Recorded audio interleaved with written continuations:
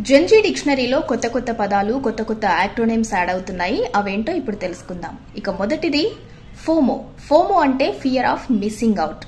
ఇక రెండవది ఫోఫో. ఫోఫో అంటే ఫియర్ ఆఫ్ ఫైండింగ్ అవుట్. ఇక మూడవది జోమో. జోమో అంటే జాయ్ ఆఫ్ మిస్సింగ్ అవుట్. ఇక నాలుగవది మోమో. మోమో అంటే మిస్టరీ ఆఫ్ మిస్సింగ్ అవుట్. ఇక ఐదవది ఫోబో. ఫోబో అంటే ఫియర్ ఆఫ్ బెటర్ ఆప్షన్స్. ఇక ఆరవది ఫోడా. ఫోడా అంటే ఫియర్ ఆఫ్ డూయింగ్ ఎనీథింగ్. ఇక ఏడవది ఫోబు. ఫోబు అంటే ఫియర్ ఆఫ్ బీయింగ్ అన్లైక్డ్.